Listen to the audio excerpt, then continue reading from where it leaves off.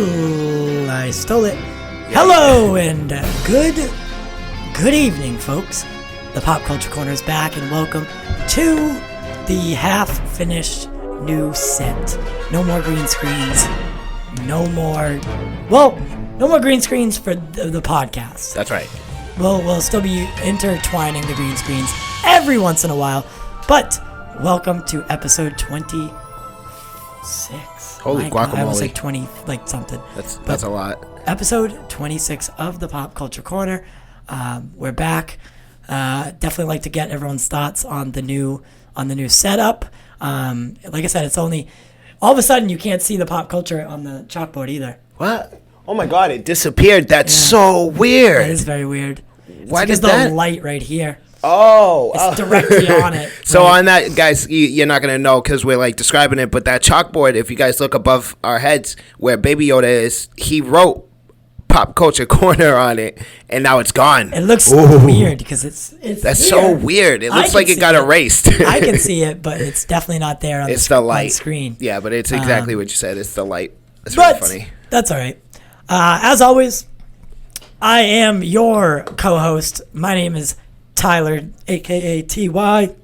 A.k.a. And to my right Drizzle is the one they call Big Driip. Big Driip. Drip Big on Follow Twitter. me on Twitter at Drip Big, baby. At Drip Big on Twitter.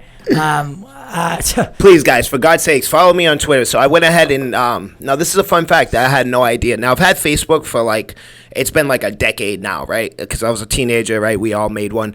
And to my knowledge, all you could do was when you deleted it, the second you logged in, it would come right back, right? And I was like, yo, I'm so sick of Facebook. So come to find out, you can actually permanently delete that. So I went ahead and I did that. Instagram is just for girls trying to show off butt cheeks, and Snapchat is just for you and your friends and whatnot. So I'm really trying to focus on Twitter. So go ahead and follow me on that, please and thank you. Mm-hmm. On this camera, it's there. I noticed. I saw it. On this camera, it's there. It's so weird. It's like a magic. Harry Potter's wand's right there. Yeah. Extronus. Patronus. That sounds like a drink. Big week Drip. for some of us that enjoy certain cuts of all films. 5 of you. All 5 of us, really? That doesn't make any sense. Yeah, okay. But huge week. I also have a bunch of other stuff to talk about.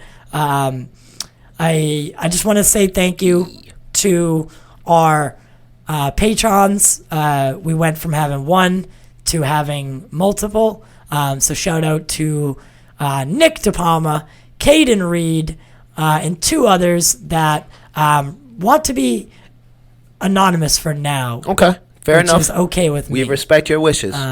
If you guys want anything special from us, you want me to give you a nickname or something like that, or you want your Twitter or something like that. If you want something small like that, a quick shout out or whatever, let us know, and we'll do that every week on the podcast. Yeah. So I have a quick story to tell. Oh God, here we go. We're just gonna address the elephant in the room. Yes, my hair is different. I went to the barber today, and he didn't speak English. Yes, I know. I'm gonna address it. I can see you holding it back. Yeah. See you holding it back. So, I don't know if you guys recently knew about Dave the Film Junkie, but this also happened to him in a different way. So he messed his own hair up. So He had to shave it all off. I went to a barber because we're in Boston and things are open. Yeah. And the guy spoke little to zero English. Which is the case most of the time, guys. Don't get that one twisted. Yeah. It's very common. I said, and if anyone knows me, my hair and I share a deep connection, right? A deep connection. It's more important than me, put it that way. I have more hair product than most women that I know. So I would never do this on purpose. So just know that I'm not just trying to get a kick here. We're also selling all that hair product on Facebook, so come on, check out the marketplace. But yeah, so this happened.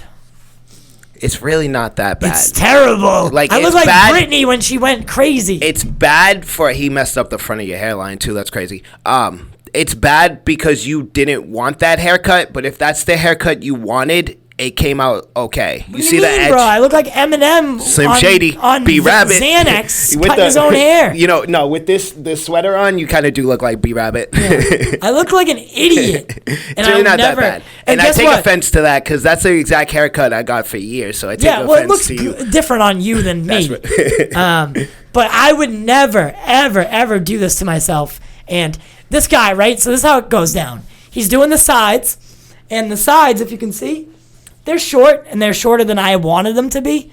However... But that's fine. As long as the top remains the same, the sides are like, yeah, it's not preferable. Right. But if he didn't mess up the top, head honcho of your hair... Well, this is what he did.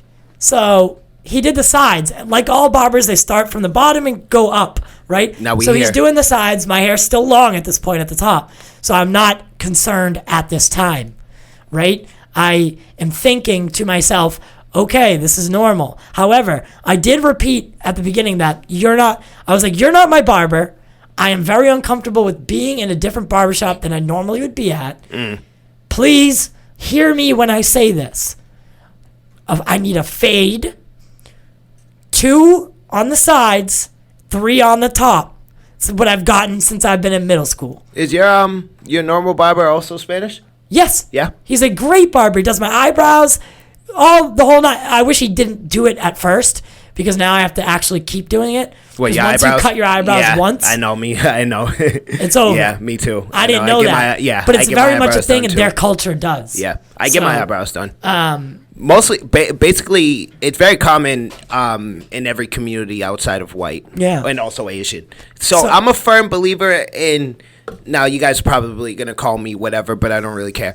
I'm a firm believer in you going to your race's barbershop, right? Yeah. So as a black man, now I always go to Spanish, but that they kind of black and Spanish kind of intertwine, and there's not really any black barbershops in the area I grew up in. But if anybody's gonna understand how your hair is, right, like your texture and whatever the case may be, and how you want it cut, because for the most part, generally speaking, we all, like most black people, get the same kind of haircut, right? Like it's relatively the same. And they all, again, they understand what kind of hair you have, the texture, and how to come across it, right? Now, you said your regular barber is Spanish, but Spanish people are known for good. I'm a different kind of person because I grew up a different way, right? Like I was getting haircuts certain places that no one would, like no white guy would ever get haircuts. True. Right? Like I just grew up a different way. I knew certain people, and like for instance, people that have been to jail cut the best hair. They comb and razor. I've gotten chat. Like how you do a comb and razor cut is beyond me. But I've gotten some of the best haircuts like that. So all right, funny story, right? Now all right, guys, ready? You want to talk about bad hair? Yeah. So my hair was about this at the time, right? I was like, I don't know, 13, 14 years old, maybe, right? And it was longer than this, mind you. Now, we grew up very poor, so my mother couldn't pay for my haircut. So I went ahead, and my cousin's father, he's in and out, he's your classic jailbird, in and out every other month, every other week. And so because we couldn't get me into an actual barbershop, he cut my hair. And he's not even kind of a barber. He only kind of knows what he's doing because he's been to jail so many times. He quite literally took and when he says a razor, he means like one of the face you use on your face, you break it open, you grab the blade, and you just kind of So imagine my hair right now with just a razor. And now, mind you, we're talking about jail razors. These aren't Gillettes. These are your dollar store, bottom of the barrel, a homeless man trying to cut you kind of razor, right? Like they're not good at all. So he just took my head and he pulled up and he's yanking. I came out. Looked like I was in a dogfight. I was covered in blood and red spots and scars. And I swear to God, if you cut my hair further enough down so you could see my scalp, I guarantee there's scars there from that. It was probably one of the most. I have several tattoos, and the pain didn't even come close to that haircut. It was probably the worst thing that's ever happened to me in my life. It was so painful, but I sat through it like a real one, and I got the whole haircut done. It took like an hour and some change. Yeah, it was intense. Well, so to finish this story, the guy gets the buzzers, right? Plugs them in, blah blah blah. starts going. I can't roll my R's. Starts going. I'm like, all right, bet. Here we go. All right, bet. This guy, directly the center of my forehead, goes and touches me, and this wasn't like I'm about to trim your top hair. Nah, I'm taking I this knew off. when he hit me in the head and went back, I jumped and hit his clippers out of his hand. This is a true story. I jumped out of the barber chair, hair all over me, and hit him, and his clippers, right across the room, hit the ground, went across. I was like, bro, what are you doing? And I used a bit more colorful language than that. And I was trying to explain to him what I was like, why, like, what you just did wrong was this. Blah, blah. Again, very more colorful language. And also, I end up sitting down. I'm like, well, now we have to do it. Like, you can't salvage that. There's no way. You can't salvage that. He already hit me with a 2, like a highway down cornfield, right? So we call that the cul-de-sac. Yeah, and this dude tried to have me pay for the haircut at the end. Imagine that. He was like, "Oh, $25." I'm like, no. That was more of like an Indian accent. Mi amigo, $25. That was also Asian. Still Asian. Yo, Holmes, $25. Still pretty Asian. And I was like, bro, I'm not paying you. Like, no, if anything, God, no. You owe me this haircut. You're lucky I don't sue you. Yeah, you're lucky I don't sue you for making me look like I have cancer. You should have told them that you're like a shampoo model, and then because that's like that's grounds for suing. Yeah. Like, I'll own this. When I'm done with you, I will own this. Do you know who my dad is? I guarantee they would have gave you everything in the register right there and then if you said that one line. Do you know who my dad is? Like, white guy. I don't know. It could be Donald Trump. That's for sure. Exactly. If you say that to any, especially if his English is broken, if you say that to him, I guarantee he panics. I guarantee it. But overall, just a terrible, terrible, terrible experience. And I will certainly never go back to that barbershop. So again. if it's really bothering you that much, right? If anybody asks, tell them you're joining the military. You'll get some sympathy points, and then also they'll be like, illegal. "Oh, that's okay. That's appropriate." That's illegal. You can't lie. No. You can't lie about that. Joining. You're about to join. If you say I'm currently serving and I got all these medals, then that's stolen valor. I'm joining. Well, I'm not even going to tiptoe that line. I'm just going to say I donated my hair to Locks for Love. Oh, there you go. That works too. Yeah. There you go. That Locks works for too. Love. Same thing. Donated it all. Yep, that's right. It's for the kids. I feel like that's kind of worse in some sort of way. Yeah. Like fake donation. Yeah, it is pretty bad. I have to tell the real story because it's pretty out there. The truth is actually what's the worst of it. Yeah. But guess what's coming out? March 18th. Oh, we finally got that release date. Zack Snyder's Justice League, and it's officially titled Zack Snyder's Justice League.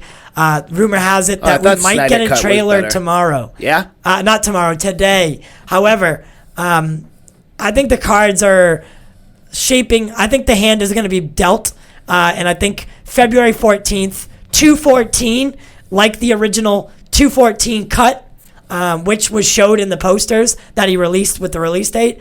That original cut of Zack Snyder's director's cut, at the time, that's what it was called. And that was the original 214. That was how long it was. So it makes more sense that on 214, we would get the trailer. Also, that's a month before Wonder Woman got her trailer, like her run-up trailer a month before. So okay. I think that makes more sense if I mean, we just got the release date, so that's going to hold me over anyway, right? Like, just the speculation. We did producer Jack and I did a 2-hour stream yesterday morning at around 9:45 a.m. I called out of work, and we just celebrated, with some coffee and 2 hours for a release date. Just imagine what's going to happen when this thing actually drops. Yeah, I also have another project in the works. It's probably going to be longer than the movie itself. Yep, maybe, probably. So speaking of such, because we did like 45 minutes just for the Godzilla vs. Kong trailer. Yeah, you know what I mean. So speaking of which, I do have another project in the works. However, we're keeping it pretty close to the chest. Sounds ominous. It's just, you're gonna want to see it. It's going to be done really well, and it's hopefully I'm aiming at a release date of March 1st. So that'll give us, it'll be relevant. It'll be most relevant. Yeah. So just, stay tuned for that. I'll keep everyone updated as it goes. I'll also be debuting a trailer about a week before that. So that's going to be really fun. It's in association with a lot of people. So there's a lot of people working on it with me as of right now. But I was going to say, I don't know how to start today because... hit me with some news. Hit you with some news? Yeah. All right. Yeah, hit me with some news. All What's right, going on this week? What are you looking at? Talk movies. There's a lot of stuff going on. Now, as I've been saying, right? As I've been saying, the Zack Snyder's Justice League is now a film again. Supposedly, it's a film again. It was always supposed to be a film. So, as far as movie news goes, that is by far the biggest thing coming out of this week. And it's the thing that I really do want to talk about the most. However, I think I owe it to everything else that's going on as well to talk about that. So I'm getting this information from, let me see here. Let me just look for it real quick because I had it. I wanted to make sure I got all the details right. Now, do you guys remember 2008's Cloverfield? Yeah. Directed by I have no Matt idea. Reeves, actually. Did Matt Reeves do the Matt first Reeves Cloverfield? did direct that movie. Really? I like Yes. that movie. It's all right. So For what you it remember is, how it's they? okay. Oh my God, who is that? That's disgusting. That was a picture of me, by the way. All right, so let's find it here. Oh, you put it on Twitter? That's hilarious. I did. My God. If you ever questioned, if anybody out there who listens to us questions whether or not he likes Zack Snyder's DC run, just look at his Twitter feed. Just go to the channel's Twitter feed and you'll get your answer. Yeah. See, because I'm friends with you, I get labeled as a non-Zack Snyder fan. Yeah. But I assure you that it's opposite of that. I'm not. Damn, I don't know where it is. Oh, okay, here it is. So, a direct sequel to Matt Reeves' Cloverfield is officially in development with Joe Barton writing the script. Our source on this is THR, the Hollywood Reporter. Shout out. How do you feel about that? So, okay, there have been sequels, but they're not direct sequels. No, Paradox was the one who came out directly after it, correct? Nope, 10 Cloverfield Lane. 10 Cloverfield Lane, and that was like more of a prequel. No. It took place after the destruction because they end up in a hole with John Goodman. Well, and no, it's they like bomb shelter. technically, if you want to say that, technically it starts around the same time. Actually, yeah, I think it takes place during the chaos. It's just on a right? different. It's in a different city altogether. Well, no, because isn't that why they went to the bomb shelter in the first place? Because everything was going down. No. No, those movies are not in the same, they're not in the same place because Cloverfield happens in New York City, I believe. Okay. And 10 Cloverfield Lane is somewhere in the Midwest. Oh, okay. Texas area. Oh, okay. Because at the end, you see her driving, yeah. and it says, Austin this way. Oh, okay. So they're in Texas. Okay. Yeah. So, and then Paradox. So, but they all are tied to the same universe, right? Yeah. However, we're just not clear on what goes where and what fits. Yeah. We know that they're connected. It's a big mess. I know that much because Paradox really threw us all around. Yeah. So my understanding of it was Cloverfield Lane wasn't even supposed to. Cloverfield Lane was just supposed to be a movie. It was just its own thing. But then for whatever reason, they decided damn near last second, oh, we're going to tie this to the Cloverfield universe. So they went ahead and called it 10 Cloverfield Lane and then reshot a couple of scenes to make them connect. But to my understanding, for the most part, it was just supposed to be a movie. It wasn't supposed to be connected to Cloverfield at all. I don't know about that. That I've never seen. Just find a source. Cloverfield Lane, or it's off one of the channels. They're all three of them are Bad Robot Productions, so that's J.J. Abrams' production company. Yeah, but like I said, I've never seen Cloverfield Lane, nor have I seen Paradox. What? No, I don't know. Oh my, they're definitely worth watching. Yeah, they're good. Paradox is a little out there, right? And Paradox reminds me of it explains why the monsters are are on Earth. Okay. Which I thought was done well. It reminds me of Prometheus. What? It reminds me of Prometheus. Oh, I think it's better. I think it's better than Prometheus. I like J.J. Abrams, though, so that's why I like Abrams, too. His Star Trek run is great. I think, I like those people don't movies. give those enough credit either. No, those are a lot of fun.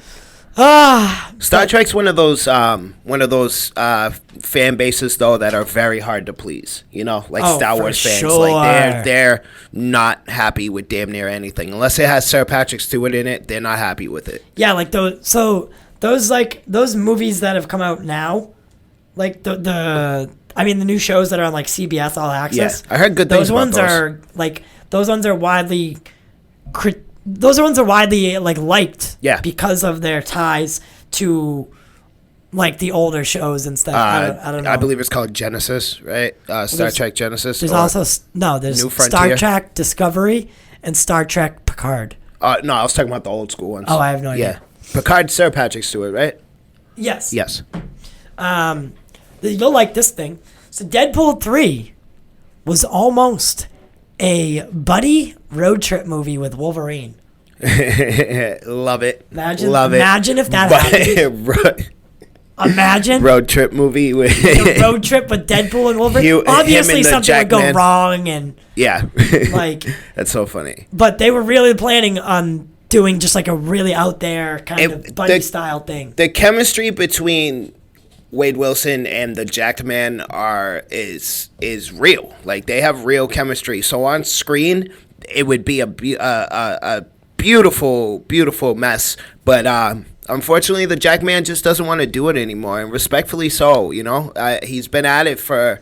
The first one came out in 2001, so he's been, and Logan came out in 2017. So my man did this for well over a decade. You know, he's got to hang up the claws eventually. So I'm not mad at you. You gave us an excellent performance, even when the movies weren't very good. His performance was always on point. Origins is widely hated, and I'm not really a fan of it either. But Jackman's performance was always on point. He always delivered. He was always Logan. So. And then we got the excellence that is Logan. Yeah. So I respect your decision to hang up the claws.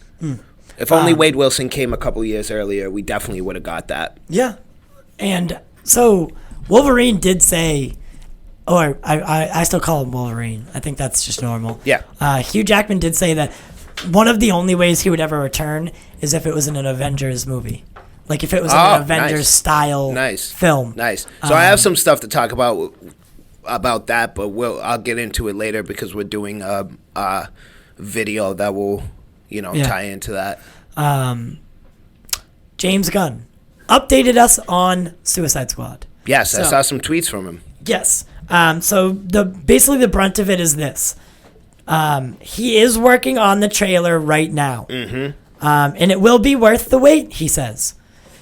Suicide Squad, David Ayer's Suicide Squad is not required to be viewed to understand his Suicide Squad. Yeah. However, I would do yourself the service to watch it. Just to make the comparison. Absolutely. Just to connect Harley Quinn. Absolutely.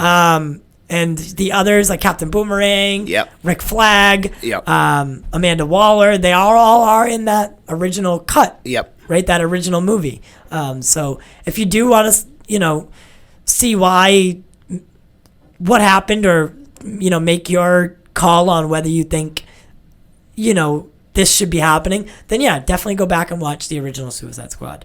And then he did update us with a little bit of Peacemaker stuff too. So Peacemaker spinoff will not be what anyone expects. Also, he will only be directing half of Peacemaker. I know that's TV. But since it's James Gunn, I'm just going to throw it in here. So he'll only be directing half of the Peacemaker episodes. Okay. Someone else will be taking over, or multiple other people will be doing the other half. Do we have any idea who those other people are? We do not. Okay. All right. I love the idea of film directors getting into TV, by the way. I love that. I love that James Gunn is going to be connected to this at all. I'm just happy he's going to direct the half that he is going to direct. Okay. I love that. So, and as far as him saying, "Oh, it's not going to be what anybody expects." I can't speak for everybody, but I have zero idea. One, mainly because I don't even know who this character is yet, and two, I have no idea what would possibly even a possibility would come of this show. Because one, I know nothing of Peacemaker, the character himself, and I'm sure most people don't, unless you're like a diehard DC fan or went digging the second you heard about it. Mm-hmm. Yeah, so I mean, I got no expectations to begin with, because I just, we're working with nothing, basically. It does make sense. Black Widow's runtime was released, and it comes in. Wait. I'm gonna go with 2 hours 15. Woohoo! 2:13. Oh, 2 hours 13 minutes. My original number was 2:12. Well, that's both wrong. Yeah, but I'm still winning the Price is Right. Yeah, though. you are. That's right. Come on down. Unless I said 2:12:50. 2 hours 12 minutes 15 seconds. Okay. But 2 hours 13 minutes. Decent runtime for a solo outing. Yes. Definitely a decent runtime for a solo outing. I'm so excited for Taskmaster. Black Widow's definitely not on the top of my list, but anything that is a superhero or comic book movie right now is at the top of my list. Yes. Right? Just because we've gotten so little and so few and far in between. She has the potential to be a great standalone character. She's just never really been given that opportunity. If you guys really pay attention, most of the time, not until later movies did Black Widow really even have any kind of significance. You know what I mean? Mm-hmm. Like her first appearance in Iron Man 2, she was very much just there as eye candy. Let's be real. That's really just it. She was in some tight leather and she was doing spinny backflips to show off her butt cheeks. You know what I'm saying? Yeah. But as time went on, she got more and more actual relevance in these films. So I think she very much has the potential to be a great standalone. Interesting. I'm excited to see them explore the Black Widow story more. Mm-hmm. Not necessarily Natasha's Black Widow, but the Red Room. Yep. And the rest of the Black Widows. Yep. So my guess is that Taskmaster is going to be gender swapped for a woman in Black Widow. And the reason I say that is because if the focus really is other Black Widows in the Red Room, and Taskmaster has taken over the Red Room, well, why? Right? Okay. Unless she, being Taskmaster, was a former Black Widow. Okay. And grew up in the Red Room. Okay. I can see where you're going with that. Okay. I do think that. I hope not. Especially the political correctness of it. Well, no, see, but, technically that's more PC, but, if I was one of those people, if I was one of those hardcore feminists, I would prefer Taskmaster to be a dude, because it's kind of obvious he's going to lose in the end. So I would kind of prefer that, right? As a feminist, wouldn't you rather see her beat up a dude? Right? You see what I'm saying? I don't know. Not really. If you're a hardcore feminist, right, and it's all about girl power, then wouldn't you want to see the girl beat a dude? I don't know. I don't know. It makes sense in my head. Godzilla vs. Kong has been pushed to March 31st. This happened probably 2 days before Zack Snyder's Justice League announcement happened. Yeah. And that left everyone wondering why. Why is it being pushed to the 31st? If nothing else is coming out, why does it need to be pushed? Yeah, I was also confused about that. So a lot of rumors started swirling and circling around. 2 days later, we found out Zack Snyder at 9 a.m. drops pictures of the release date. So March is going to be a good month. That's for sure. It's my birthday. It's Jack's birthday. It's Zack Snyder's Justice League, and it's Kong vs. Godzilla. Godzilla vs. Kong. I'm super, super, super excited about March. I don't really care about my birthday because it's just another day, but I can't wait for these two movies.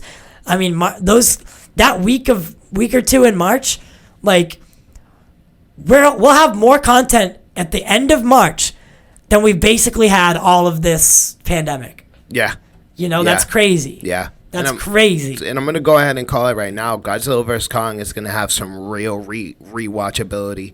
I'm going to call it right now. Like, it's definitely, I can picture myself, like, I have this thing with certain movies that, like, I will just, for, like, 2 months straight, I'll just have them on the TV at all times. For the most part, it's just, like, background noise while I play Nintendo Switch and whatnot, or, like, you know, write an article, whatever I'm doing at the time. But I'm going to go ahead and call it, and Godzilla vs. Kong is going to be one of those movies. I think this has the potential to be something really special.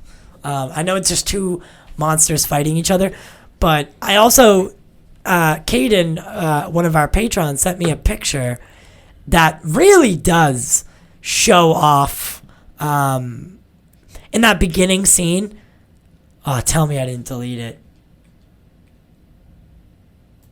There's no way I deleted it. It doesn't let me delete things.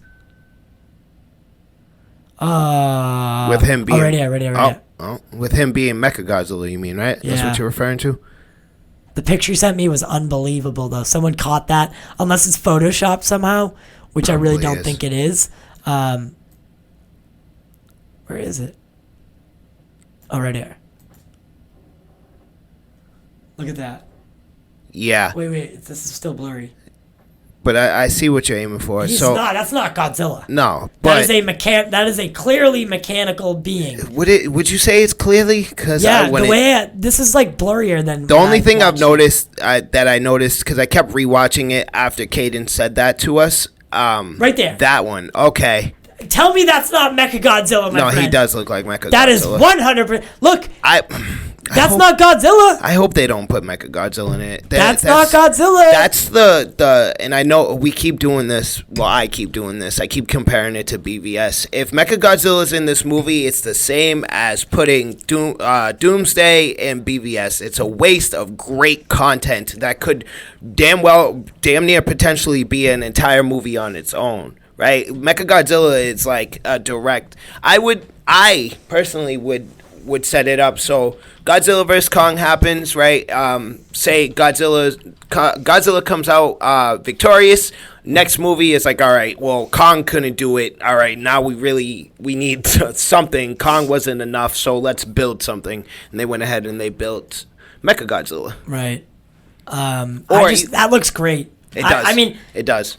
Like either way, I'm gonna like this I'm not movie. saying it's it looks great as in like the like Mechagodzilla looks great. I'm saying like whoever caught that did a really good job at catching it. Yeah. Because I was wondering, power of the internet, baby. Yeah, I was wondering like why is Godzilla like was all for like helping you know, for once. Yeah. And then, you know, this movie opens up and we see him just trashing a city. Oh, yeah. And it just didn't make sense to me. So I think we're going to get thrown for a loop with this one. I don't think that's going to happen even though it's at the beginning of the trailer. I don't think that's going to be anywhere near the beginning. I think that's, so, you know, you had said it when we broke down the trailer.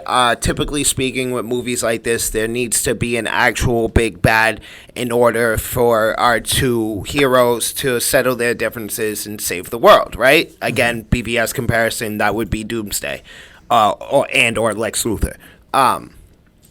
I'm hoping, like, I'm not really a fan of that, especially in this context. Like, BVS, that makes a lot of sense. Of course, Batman and Superman need to make up and become friends, obviously. Godzilla vs. Kong, on the other hand, I'm very much okay with somebody coming out victorious. I don't want to see either one of them go away, but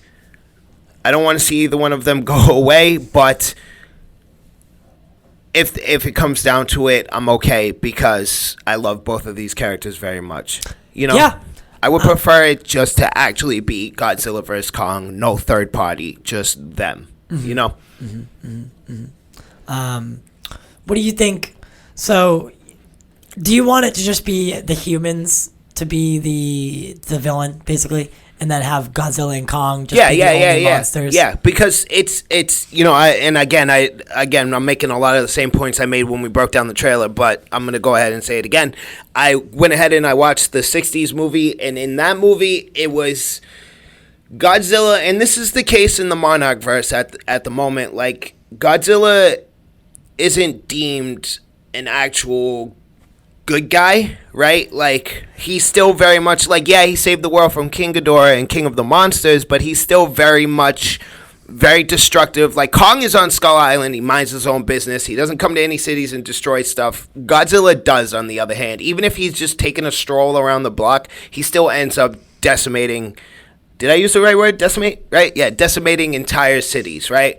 So it would make a lot of sense to me if they're trying to do something to get rid of him. You know what I mean? So, yes, to answer your question, yes, I would prefer if it was just, humans meddling and trying to make them fight each other. With the hopes of, basically, again, BVS comparison, basically humanity is just Lex Luthor. Right. He wants one of them dead, preferably both. Right. So I'm going to pin them against each other. Hopefully somebody dies. That makes sense. That makes sense. I'm honestly guessing this movie is just going to be BVS without the complex planning and underlying Jesus messages and shit. It's just going to be straight up Godzilla vs. Kong, somebody meddling in the middle. Gotcha. Gotcha. I forget what I was going to say now. I just had it in my head. Damn, man. Well, I got something real quick. 1 second. Oh, Spy Kids. What about it? There's a potential Spy Kids movie at Netflix. Yeah, I wouldn't be surprised. They just did Spy Kids Shark getting Boy. a reboot with Robert Rodriguez? Yeah, they just did What? Shark Boy and Lava Girl, so I wouldn't be surprised if they did that. What? I don't know why Spy that movie. Kids. I Nobody never liked cared for that Spy movie. Kids. No, I did when I was a kid. It just never hit it never struck me. It was one of those movies they showed us in public school quite a bit, so it didn't bother me or anything. And at the time, I was a big fan of the George Lopez show. So, oh no, he's in Shark Boy and Lava Girl, not Spy Kids. I just thought this was crazy. Ready? So this is from our friends at Cinema Blend. Also, later on, I have a schedule update for our February guest month. Some things had to be shifted and turned around because Sean O'Connell, the day he was supposed to be coming, he is actually taking his kid to college or taking him to see a college. So I shifted that date around, and it looks like Sean O'Connell will be our first guest of the month. Nice. So nice. Kind of like nice. Last time. No, Jack was first. Ugh. Yeah. All right. You're right. Ugh. So, cue the Floop theme song and call in the Dum-Dums because Spy Kids is coming back. Dusk Till Dawn filmmaker Robert Rodriguez is returning to his explosive family franchise after his recent success with Netflix, having continued his Shark Boy and Lava Girl story with We Can Be Heroes, which recently racked up huge viewership numbers on the streaming site.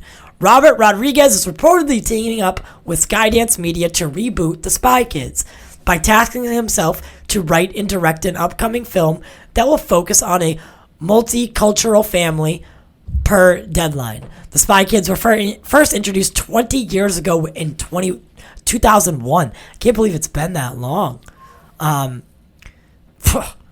My God. And it had Antonio Banderas and Carla Gugino playing a retired pair of spies. So Carla is also rumored to be playing Catwoman in Zack Snyder's universe.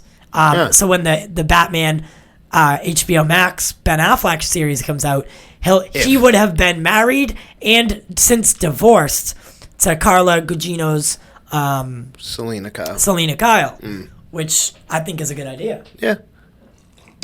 Catwoman's always she's always seemed, how do I word this? I guess exotic, to me, like within comics and animated series mostly. Like she's never seen, like in Batman the animated series, she's blonde-haired and blue-eyed, but like also in Tim Burton's. But she's always appeared not just straight up like American white. Like she's always seemed to be, I couldn't exactly like pinpoint it, but she might be like Italian or something like that. So her being casted as a Spanish woman, or a Spanish woman casted as her rather, seems fitting to me. Because if you guys pay attention, I'm really not a big fan of when they change characters, mainly race and also gender. I really don't like it. I have to plug the camera in.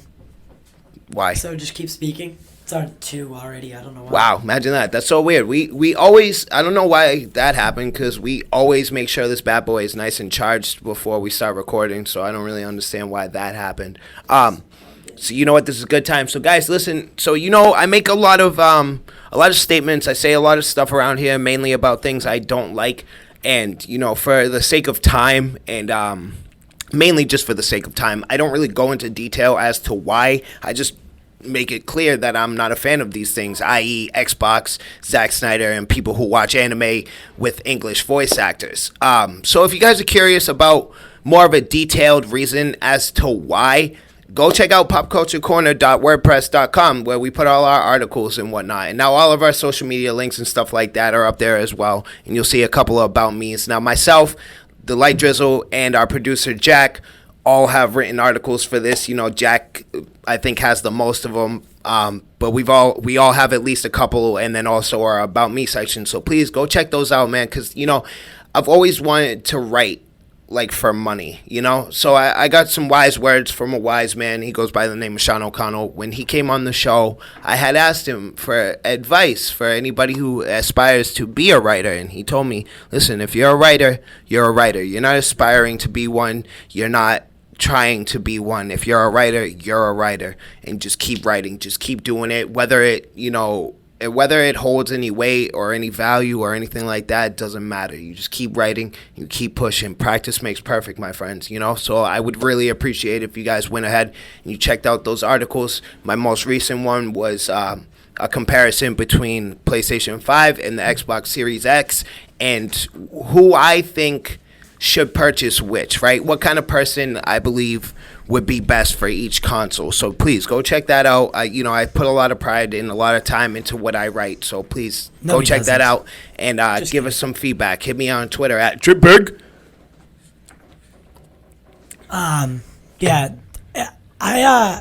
We're right now, as of right now, actually tonight,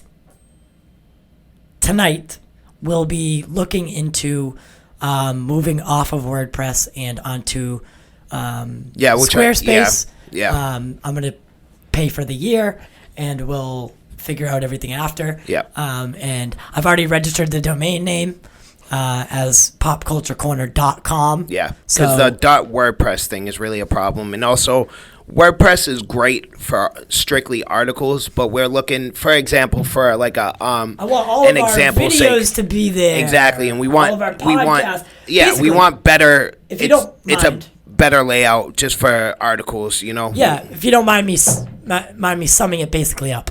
So instead of saying, for instance, we didn't do it today already. Instead of saying, hey, come follow us on Facebook, come follow us on Twitter, come follow us on Instagram, come follow us on Snapchat, come follow us, subscribe to the channel on YouTube, follow on all major podcast platforms. All we have to say is come to popculturecorner.com. That's right. Everything's there. That's right. Find anything you want from us, all the links, all of our videos, all of our podcasts. It'll be the central hub of everywhere. So you can find anything that you need there. So there'll be so if you've ever been to Cinema Blend's website, I was gonna make that comparison. Right now. It's a good comparison of what we'd like to do. We're not going to copy them, but as you can see at the top, I'll share my screen in a minute. You see one tab for movies, one tab for TV, one for heroes, upcoming, reviews, to 3D. I don't know what that is. Videos, podcasts, stay in and stream, features, voices, newsletter, and then all of their social links. Now, ours isn't going to be this extensive and have all these random, I don't know what to 3D is. Yeah, if it's cool, though. That looks cool. I'm not going to lie. So let's check it out. Yeah, let's find out what it is. I'm interested now. I'm going to ask Sean about that. 3D or not to 3D? Why is that this is the question. Cinema Blend, what are you doing? Wait. Let me read one of the titles. To 3D or not to 3D? By the right Jumanji, the next level ticket. They're telling you when you buy tickets to go see a movie whether to go see it in 3D or not. Okay, I get it. That's that's That's actually it's clever. Yes, it's clever and very creative. So that's where our differences will lie. Like the general layout will look roughly the same, but that's where we will really differ. You know, if you know these people or you listen to their podcast or you've talked to any of them, you know, quick humble brag like we have, you'll notice that their personality is within the website, and that's what we aim for as well. You know, even when we write stuff down, that's why I write in the way I write, so that way you can recognize my personality is in that writing. You feel me? Yeah. So stay tuned. Our website, our actual website, should be launched and ready to go in the next week or two. Yeah, that sounds about right. It's going to take me some time it's going to take us all some time to convert every article over. That's right. Also, to put every podcast episode, to put every video on YouTube there. We got to go over, we all got to sit down. Actually, we could probably do that for our Monday meeting. You know, we all got to sit down together, myself, Light Drizzle, and producer Jack, and, discuss what we would like for a layout, what is actually going to be on said website. You know, the basics are obvious: articles, all of our social links and news, whatnot. But then, like we said before with the 3D thing, we want our own little personality, our own little cleverness there. So we need to go over what would be on the website. So you guys stay tuned for that, because we're going to put a lot of heart and soul into it. Yeah.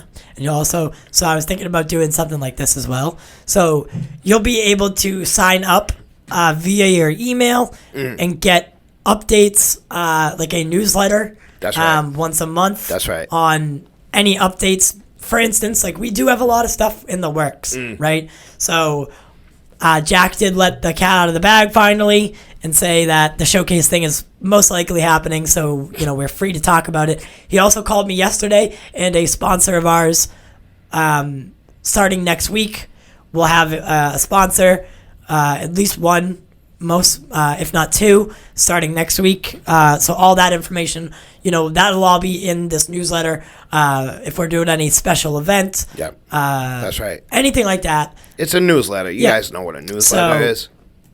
We have a lot coming, and I'm excited. Yeah, we tell you guys every week we're constantly improving, and now that we have the patrons that we do, we actually have some money flow coming in to put towards the website. This whole time we've been paying out of pocket for these things, and we will continue to do so. But every dime you guys give us, it goes to the show. Up until the point that we quit our day jobs, every last dime you give us will go back into the show and back into our YouTube page and back into our website in order to improve. Yeah, very much so. So I'm excited. I know that we have a lot in the works and a lot coming up. I'm a little nervous. Speaking of that. I'm a little nervous. I'm a little overwhelmed. Overwhelmed's not a good word. I'm nervous, and I got butterflies, right? Because we do have a lot in the works, and, we all have our own little section that the weight falls on our shoulder. Now, we always come together and make decisions, but we do have our own sections of what we do that fall on our shoulders. And, I don't want anything less than perfection. Not for the sake of, now guys, don't take this the wrong way, but not for the sake of you, but for the sake of myself, him, and producer Jack, because at the end of the day, we refuse to let anything out that we ourselves wouldn't be interested in reading, listening to, or watching. So that's really the main focus, right? And hopefully others like it, and hopefully you guys are into it when we do release said everything we just mentioned. Yeah. Speaking of it, you can become a patron Shameless plug. Enter this exclusive club that is now being dubbed the Patron Corner. So you can join the Patron Corner.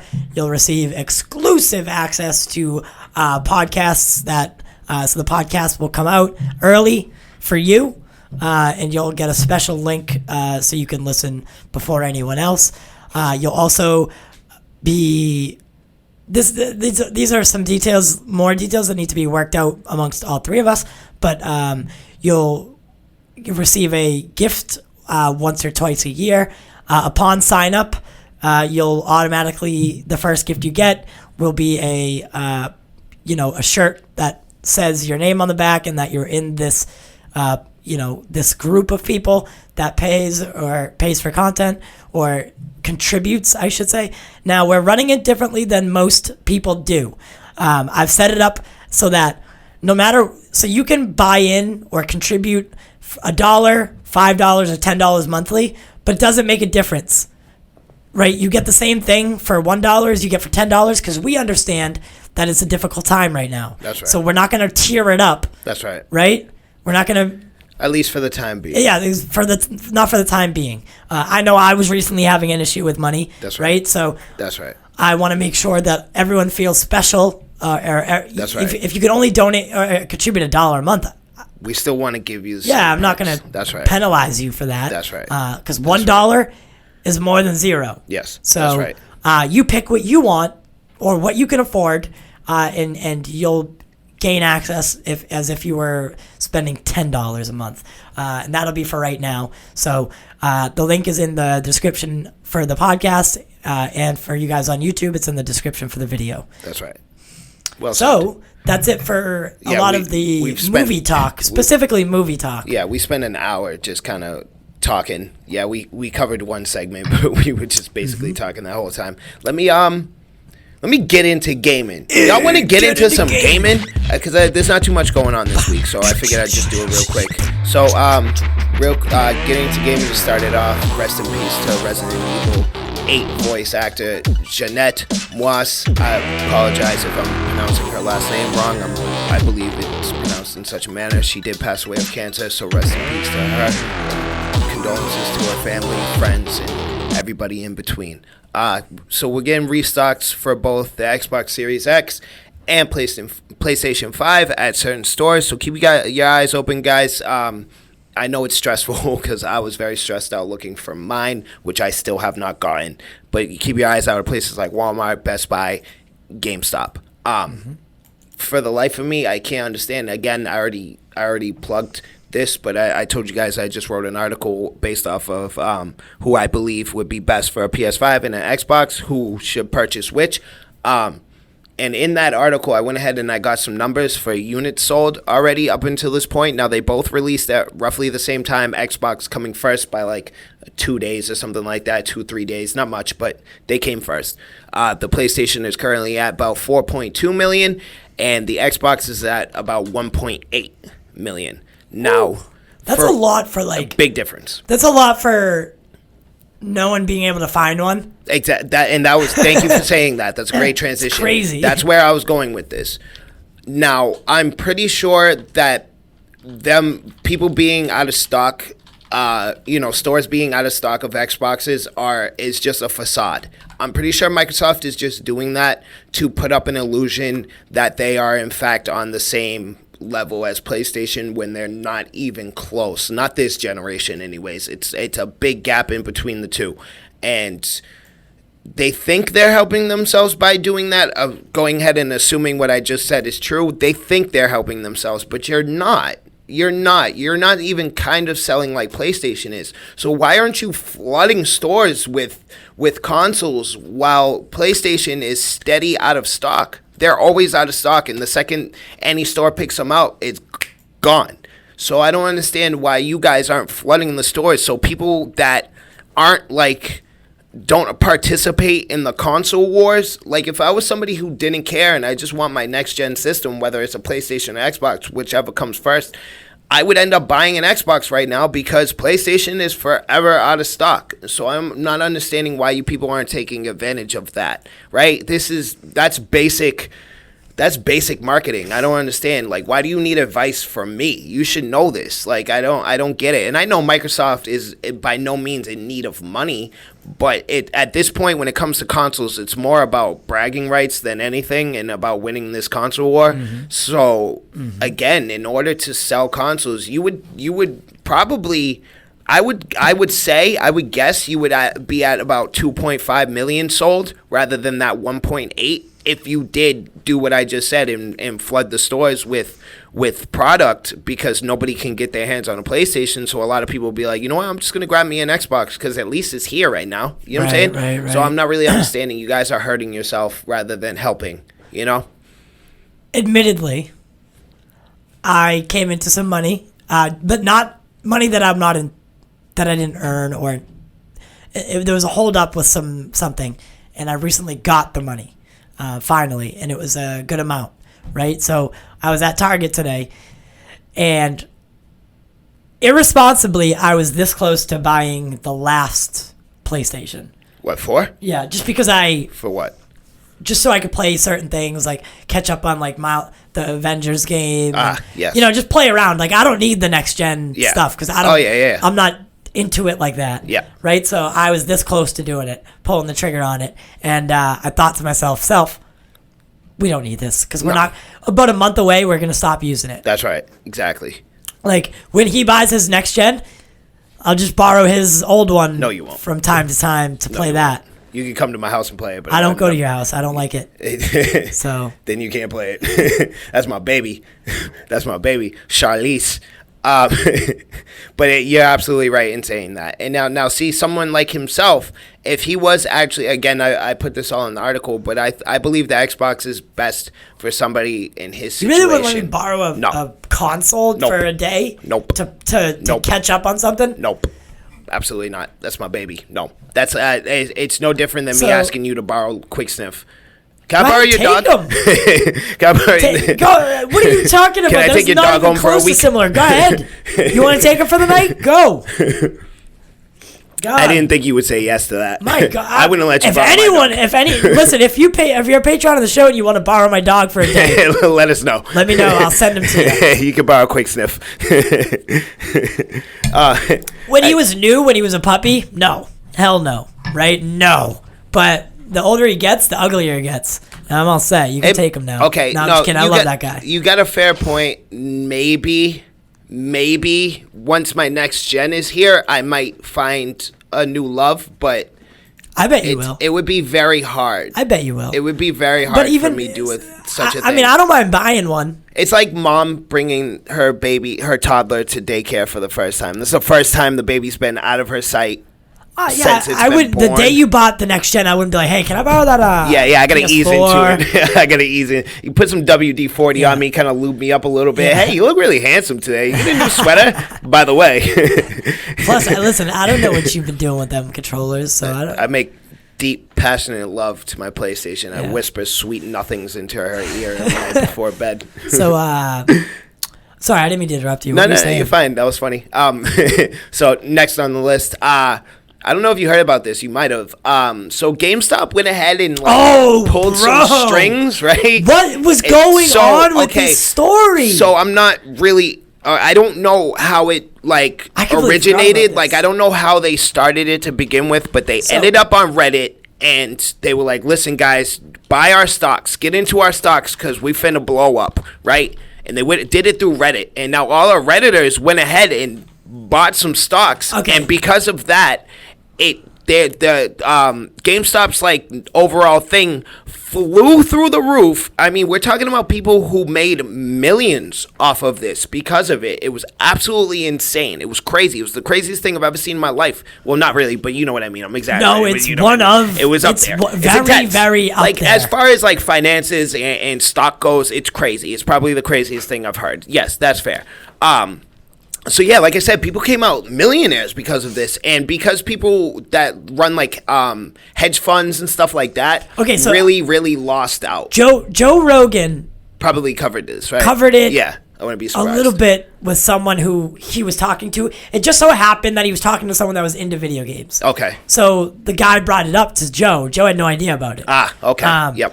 And that's where I heard it. Okay. All right. The way this guy explained it, though, I really didn't understand what was wrong or what went wrong. So what I heard was that the hedge fund thing, and I wasn't really confused. But why is it a scandal? I'm not sure. Okay, so one, it falls under the category, even though GameStop really didn't actually do anything wrong, but when something goes from here to here overnight, it's going to fall under the category of scandal, and there's going to be a lot of questions asked, and a lot of people are going to go digging. Again, we're talking about people who literally became millionaires because of this. I saw a story of a little boy who got his mom to put $5 in the stock, and he came back with $3,200 or 32,000. Excuse me. A 5-year-old kid is going to be a genius. When he gets something. older. Well, no, because all he did was go on Reddit and ask his mom for $5 into a stock. You know what I mean? Now there is no reason that he should know that that's how stocks exactly. work. So and that's the thing. So GameStop went ahead, and I'm guessing what they did was they just kind of explained it. They didn't even explain anything to anybody. All they did was went on Reddit. I'm guessing, anyways. I don't know this to be I have fact, the article right but here. I'm pretty sure they just went on Reddit and was like, "Listen, guys, if you put a couple bucks into our stock right now,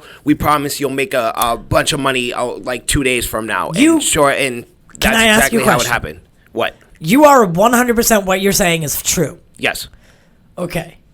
Because I don't want this to be no. This is very much true. This is going to come back and haunt us, no. right? This is very true. These people did. This is exactly what happened. Now, this is just what happened based off of my knowledge. I know nothing of stocks. I know nothing of economics. I'm not Jordan Belfort. I don't know these things. Guy's a fucking maniac. I'm just language. Oh yeah, he's a maniac though. I've been doing a lot of streaming lately. All right. I'm just giving you this knowledge that how I understand it. So my understanding is the hedge funds are run by the bigwigs, the Donald Trumps, the Warren Buffetts, the et ceteras. Now, when a bunch of Redditors came in and put stock into GameStop and then got, it flew through the roof, and then they all got paid out, minimum $5,000 at a time, right? These people are, again, we're talking about people who literally got millions of dollars because of this. The hedge fund people were like, now the way it was explained to me is that this is what happened with GameStop and these Redditors is very similar to what these hedge fund people have been doing this entire time, right? They use their own tactic against them all. Basically, but nobody realized that's what they were doing. You know what I'm saying? So, but they ended up, in layman's terms, they got a taste of their own medicine and then started crying, boo-hoo, wee-wee. Oh, no, there has to be regulations for this and blah, blah, blah. And because these are people, these are the lizard people, right? These are the Illuminati. They have power. Worshippers. Yeah, heard about them? The Court of Owls. No, the owl worshippers. Where I forget what group of people it is, but it's like high, like very, very much the top of the top. And they all go to this certain thing where they worship an owl god. Well, that's how Court of Owls is as well, right? No, isn't the Court of Owls not like this. Stuff like this is real life, like creepy stuff, like, and they burn like effigies that are. What's an effigy? An effigy is like I've never heard that before. It's like it's a vine set. So, but people, for instance, you burn an ex-wife effigy. It's most of the time it's like a reef kind of looking thing. Okay. And you burn it, but it's vines instead of. Yeah, it's supposed to be a symbolism thing. Oh, right? okay. And it's spiritual. Oh, so okay. These people, they shape it in like a baby, and they sacrifice the effigy to, like, what to. Give me an example of like a group of people or a scenario where an effigy would be used, not on some like cultist kind of stuff, just like on a, for example. Church? Yeah. Oh, okay. Church. And what it would be shaped church. like a cross or something? Nope. Just like an effigy reef. I'll show you. Would Jesus' thorn crown count as an effigy? I don't know. I'm not really big into. He had a crown on just a circle that looks like a reef, but it's made out of vines, and they put it on his head, and it was like stabbing him and stuff. I'll just show you a picture. Oh, okay, because I have no idea what an effigy is. I've never seen one. It's very much like a symbolism thing. That's a fireplace.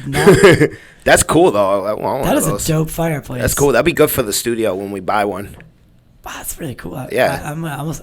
So this is the rabbit hole of the internet. Yeah. Well, we didn't get the answer we were looking for, but we found a really cool fireplace. I just don't know how to spell it. Yeah, that's where text-to-speech comes in really good. Well, you already tried it with the PH. Try it with an actual F. Hey, Siri. How do you spell effigy? Effigy. Oh, it was with the F's. Booyah. That's what we call context clues, kids. There you go. Effigy. That sounds like a rapper. Okay, here we go. They're all shaped like Donald Trump. Wow, Why? That's crazy.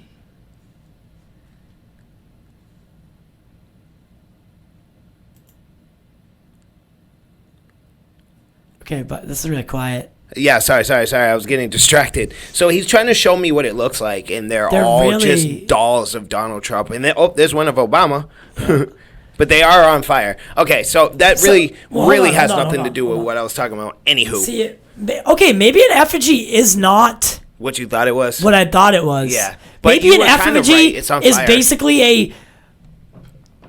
because that doesn't look like wreaths to me. No, it's not even. Why is it really zooming? Really getting real close there. So maybe an effigy is a representation of something else. Okay. So meant to be set on fire. Burning Donald Trump. Yeah. Right? Okay, so but it's symbolism, and you burn it, and... I was kind of right. I did say symbolism and spiritual. And you said on fire, so you were kind of right. But yeah, so you burn an effigy. I don't even remember where you were going with that in context. Well, me either. You were talking about the owl god. Yeah. So... the top of the top, these weirdos, they all get together and they burn this baby. That makes more sense now, right? Yep. In the sense of what I'm looking but it's a baby. Right? Yep. And they burn it in a sacrifice to this video. owl god, and it's like the 1%, top 1%. They all go to this club. So again, Donald Trump's, Warren Buffett's, your Jeff Bezos, etc. So where Alex I was Jones going with that, actually broke it wide open, and it was true. The first time Alex Jones has ever been right. This is my doubting face. No. Alex Jones, Nope. 100% confirmed. The owl people are real? Yeah. He has videos of it, but then other people have since snuck into their meetings and seen it, and credible people were like, there's no way Alex Jones is right. So they went and saw for themselves, came out with the same exact story, wow, Alex Jones wasn't. But that's something that Alex Jones, he was probably they're all aliens, and went in there to find aliens, but really just found a really creepy cult, right? So he stumbled across something that he was trying to make into something else. Turns out it's actually just a creepy cult of the top 1%, and they do weird things. I'm sure they're not murdering kids or anything like that, but they are burning weird effigies and praying to some weird owl god. Yeah. Right? Yeah. So... Okay, it definitely makes more sense now that, I'm seeing pictures and whatnot. So where I was going with all of that is... Yeah, that wasn't supposed to be going on like that. Yeah, we just got confused as to what an effigy was. So the Court of Owls that he was just referring to, again, your Donald Trump's, Warren Buffett's, Jeff Bezos, etc. To my knowledge, I'm reading it, they're like a step below those people, but they run the hedge funds. Those are the guys that run all that, whatever. And because again, these people are out here, some people are making millions of dollars because of this rise in stock at GameStop. They went ahead and stuck their grubby little nose into it and shut it all down, right? What was it? Robinhood, I believe, is one of those investor companies that you'll see an ad for on YouTube or whatever, and they're one of those internet companies that are really up your butt with ads all the time. And they went ahead and made it so nobody could buy. Now, I believe Robinhood and Acorn for that specific kind of stock company are the biggest for your everyday Joe to use. And Robinhood went ahead and made it so nobody can buy stock of GameStop anymore. And that's directly because of the Court of Owls type people that are putting their grubby, money-hungry nose into things. So they're really making it difficult. So... if I was you and you're that type of person that's into stocks and whatnot, I would not support Robinhood. Go ahead and cancel your subscription if you have one. Boycott these people. There's another one known as Acorn, and I know most banks have kind of stock options that you could explore and get in touch with. So just don't use Robinhood anymore because they're basically out here supporting the people who already have billions of dollars and have been doing sneaky tactics their entire life to make their fortune to begin with. So don't support Robinhood. If you want to do some basic investments and whatnot, again, talk to your bank, look at Acorn, etc. Look around. Don't use Robinhood because that's just shady, not cool kind of tactics, right? And that's really, to my knowledge, that's again, guys, I don't know anything about stocks or economics, or I'm very basic when it comes to money. I understand the economy on a very basic level. So, but I'm reading the article now and I really don't understand it. It's the way I just know what a explained stock is. The way it works. I just don't understand what happened. A bunch of people off of Reddit went ahead and invested in GameStop, and because they got so many people to invest, their overall stock, like for example, we'll use like a number scale, right? Say it's a 1 to 10, GameStop was at a 2, but because they got all those people from Reddit to go ahead and invest, and I'm guessing it was at bare minimum 1,000 people, probably more than that, they all went ahead and roughly at the same time invested. It brought GameStop's 2 to like a 9. And all these people who operate the hedge funds and stuff like that, all the bigwigs that are involved in stock, lost a lot of money because of it. Instead of taking money from people like they normally do, they had to actually start paying out money because people were actually succeeding in their stocks, and they went ahead and they stuck their grubby little fingers in things to change it and make that not the case anymore. That's probably the simplest way you could explain it. Yeah, because I have a very simple understanding of it, but I don't think it could get any simpler than that. Yeah, I'm gonna look more into it, and then stocks get confusing. Maybe next week or something we could talk about it. Yeah, again. we could go into it a little deeper because it is an interesting story. So, shout out to Moist Critical, by the way, because he's the one who gave me the knowledge of this. And then as far as that, like he said, maybe we'll go into more depth about it afterwards. You know what really drives me nuts? They purposely make things like stocks and property, like real estate and things of that sort, like your credit and your tax, and they make those things overly complicated. Albert Einstein said, if you can't explain something simply, you don't understand it well enough. And so they go ahead and they do stuff like that, and they make things like that overly complicated on purpose, so your everyday Joe can't really benefit off of it without dedicating their life and education to it. You see what I'm saying? Yeah. Because in all reality, it shouldn't be that complicated to purchase a house or go to college or invest in a company that you think is going to be worth something someday. But they make these things overly complicated, I'm guessing on purpose, so they can keep winning and you can't. So just always, guys, be wary when you get involved in anything like that, and don't ever put your hard-earned cash money into anything you don't understand fully. Yeah. Right? That's just a word of wisdom from Big Driip. Only invest your money into the Pop Culture Corner. That's right. Because I'll never lie to you. You know us. And we keep it very simple around here. We're a brand. Well, one day we'll be in the stock market, by the way. Our brand will be in the stock That's market. That's awesome. I'm a firm believer of anybody who overcomplicates something they're trying to sell or promote or whatever is up to shady tactics. I'm a firm believer of that because there's no reason for it. If you really want people to participate and donate and support or whatever, or invest, whatever the word you want to use, you're going to make it as simple as possible so everybody can understand. But if you're up to some shady in the shadows kind of nonsense and you're trying to play games and you're trying to weasel your way into things, you're going to make it sound complicated, but you're going to use big words so you sound smart, and that's exactly how, I guarantee that's exactly how people like Jordan Belfort, again, for example, got their fortune, because they were being shady weasels, right? So just, again, guys, words of wisdom from the Big Driip. Wow. If somebody's being really complicated and it's unnecessary. No, Jordan excessive, got his fortune by manipulating people out of their money, being a weasel. And he was on the phone sweet-talking. He was smart. He's a manipulator. He wasn't necessarily like he wasn't doing anything shady. It was shady. It wasn't shady. He was using the system to his benefit in a way that no one had done before, so they didn't know it was wrong at the time, right?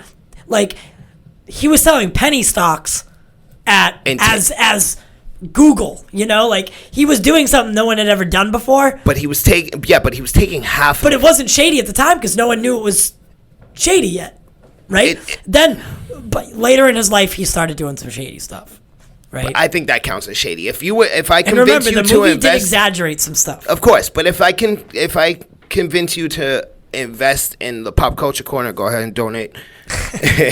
And I personally, it's not my company, it has nothing to do with me, and I take half of what you invested, when in all actuality the majority of the money is supposed to go into the investment. That's shady. because that's half. Say you give me 1,000, 500 of it isn't even going into the investment. Therefore, you don't even have a possibility of making as much as you were supposed to, or you could potentially make anyways. Just watch out for weasels, guys. Even though that movie is exaggerated, it's a good way to identify what a weasel is. That has nothing to do with gaming. I just want to make sure you guys are safe. And to wrap up, getting into gaming, PS5 added a deal section to their main menu, which is just quick access to PlayStation 4 has it. I'm pretty sure Xbox has it. I don't know. I haven't played it in Xbox in a long time. But a deal section is just a quick way to get to whatever's on discount at the time, holiday sales, things of that sort. So it's a good little plus to have on your PlayStation. It just makes navigation that much easier. And that was me getting into gaming. Woo! Waka, waka, waka, waka, waka, waka. Blah. Oh, you finally know what it is now? What? What do you mean? You know what the song is? What song? That was Pac-Man. Oh. Waka, waka. What song did you think it was? I thought it was the little intro thing you made for me? Yeah. Yeah, he made me this really cool little intro thing. It's my Valentine's Day present. What? Love you, babe. Mwah.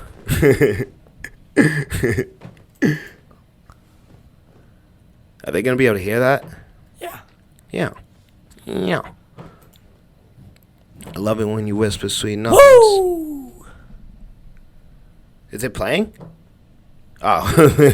No, I have a lot of things running right now, so it's just taking its sweet time. That's right. Because we're fancy pantsy. That's why he's AKA tech savvy. See how it sounded similar? Wait. Oh, yeah, for sure. It's a good song, though. Very techno, very house music-y, right? Yeah. But my God, I don't know why my coffee always gets so cold so quick. in this room it does too, because mine did too. Yeah, it's so weird. What's going on with television? Let's enter T-Wise TV time. What are you doing? Oh. I was like, don't turn the TV off. I need it. I need the TV. Ma, check me out. I'm on TV. So T-Wise TV time this week is brought to you by T-Wise TV Corner, which is presented by the Pop Culture. I'm just kidding. Did you just sponsor yourself? I did. Shameless plug. I did. WandaVision. Listen, last week we kind of fudged up. Not gonna lie. Yeah, we completely forgot. Admittedly, we said that, we're going to do this WandaVision review thing. I mean, we could do 3 and 4 right now. Yeah, we never did. And we never did. And we never watched the Kong trailer on the episode like we said we were going to. We didn't do that either. That day was a weird day. Yeah. Right? It was a good episode, though. Good episode, long so day. Check that out. Long day. So let's do it now. We're going to basically do it now. Episodes 3 and 4. Have you seen 4 yet? Yes, I have. Wow, what an episode. Yeah, it was really good. What an episode. It was really good. I've had some people ask me about the show, whether or not they should watch it or not, because they immediately got turned off with 1 and 2.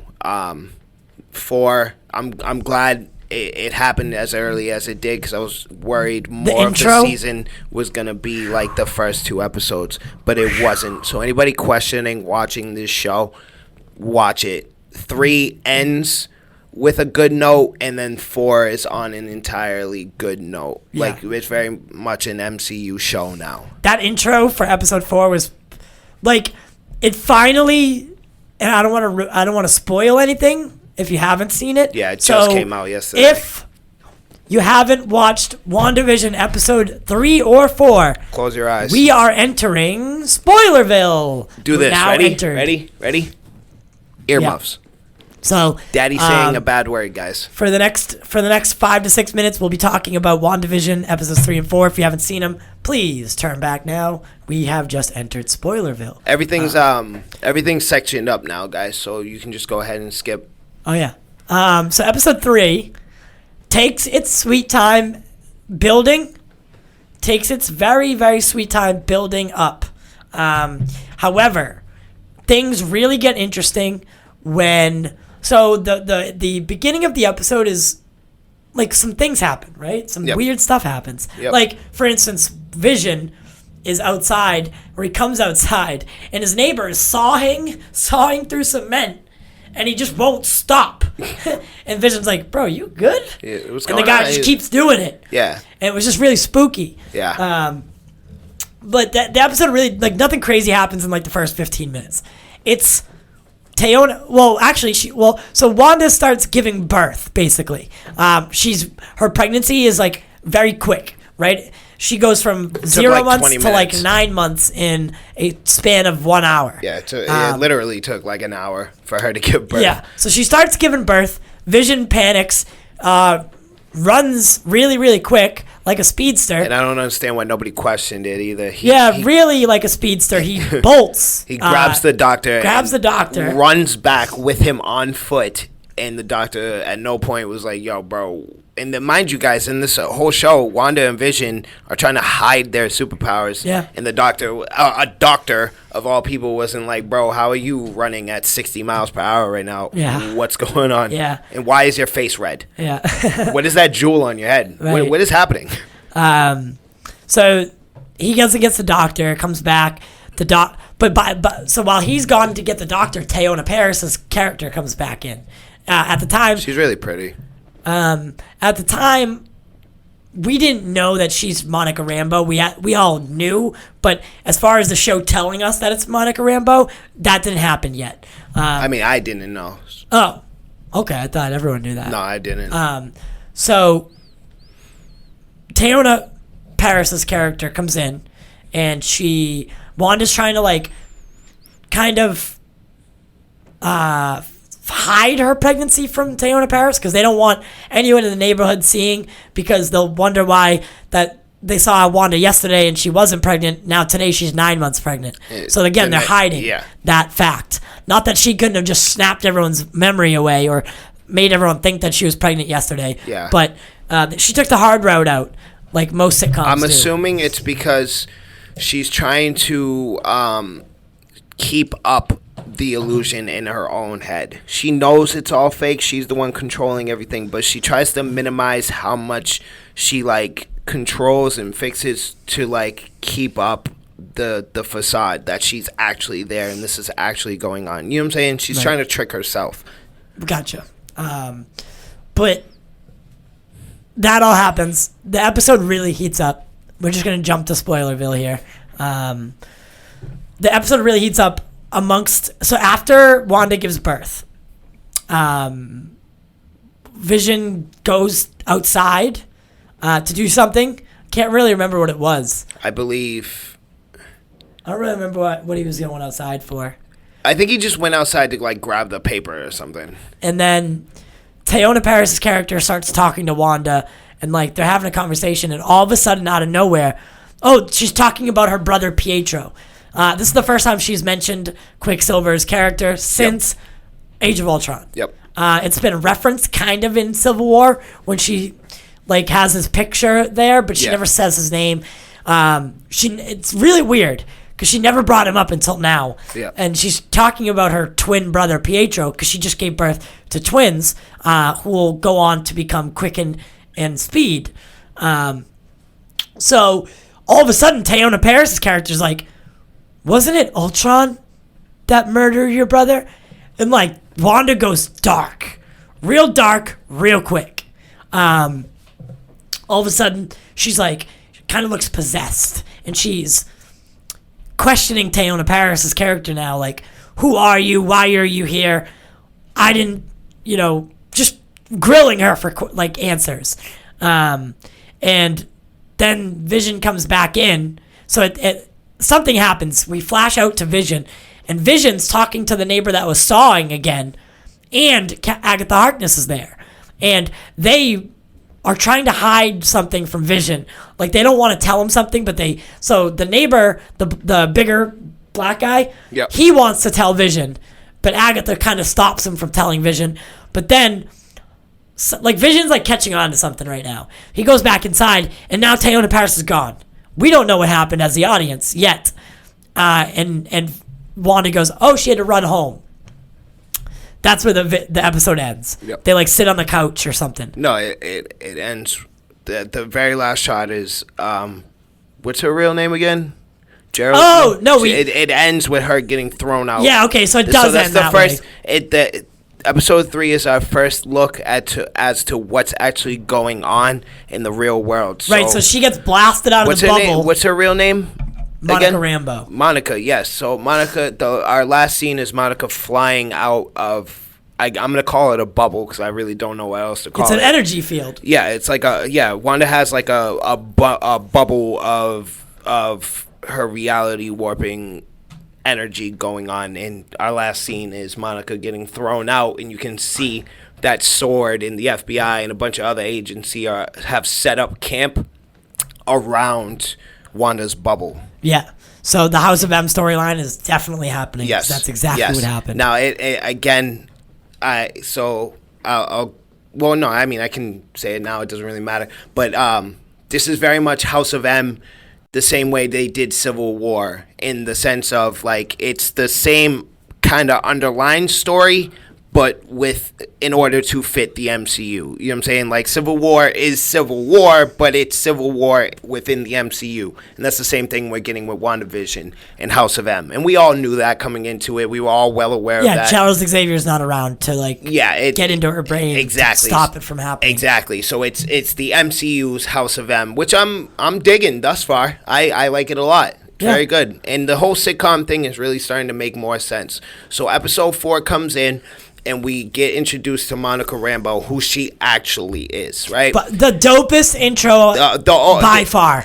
Opening scene was wonderful. And it did a lot better than Far From Home did with the blip. I don't know about all that. That was really good. Okay. Far From Home starts off like in a basketball game. Yeah, and a bunch of teenagers I want to see what's happening. Yeah, but it's in the real world. Yeah, but it's a high school movie. Of course, that's what we're gonna see. But So episode 4 starts in the hospital, and Monica Rambeau comes back from the blip, and a bunch of other people are coming back from the blip. It's a bunch of chaos, and everything's going crazy. Everybody's going wild. Nobody knows what's going on. She's trying to get answers. She's trying to find her mother, we come to find out.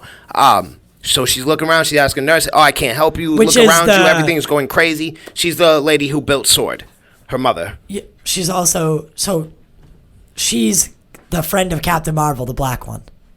Is she? That's who it is. Okay, so so I forget her name as well. So that girl in Captain Marvel, Maria Rambeau. Maria Rambeau. Like Thank is you. It Maria? I don't know her first name, but that Captain Marvel's friend in the movie is Monica's mother. She's the one who built Sword. Shield was already around, so they built Sword. Yeah, Sword and Shield. I actually didn't get that until you said it, to be honest. Yeah. So again, she's running around in the hospital.